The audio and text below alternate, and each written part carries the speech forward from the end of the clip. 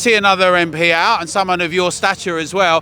What do you think this is going to mean? We're surrounded by hundreds of tractors. There was a protest on the 19th.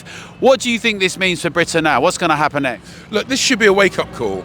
The Labour government, when they were campaigning, tried to give the impression they weren't going to be putting up taxes. So they ruled out a whole load of taxes. Then, unsurprisingly, as sure as eggs are eggs, as soon as they get in government, they're ramping up taxes. But they painted themselves into a corner, so they're going after what they thought were going to be easy targets. You know, you hear it from Labour MPs. They think all farmers are rich. They think because farmers own land, they must have loads of cash and that they can take that cash off farmers. But what you and I both know is almost all of the wealth in farming is in the land, in the equipment. It's not as if this is an industry that has a load of cash.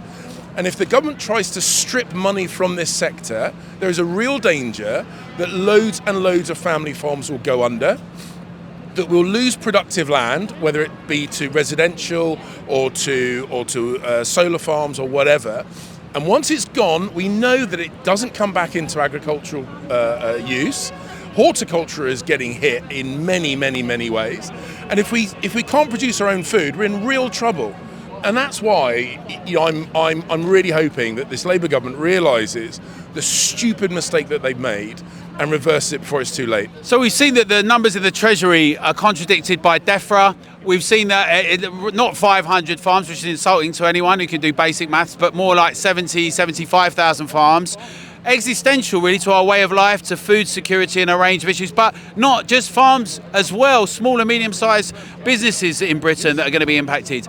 The farmers aren't going away. We Together are going to keep supporting them. Do you think the government's going to listen? I don't know, I hope so. Because if they can either listen today and change things before it's too late, or they can watch the damage take effect and change it in the future. They are going to have to change this policy. This is an unsustainable policy. They're going to have to change it. Better they change it before they do the damage rather than afterwards. Well, we're encouraging everyone to make sure their MPs hear from all of us together and the Cabinet. Don't just send them an email, phone them up, write them a letter and go visit them at their surgery. James Cleverly, thanks for talking to us today. Thank you very much, mate. All the best.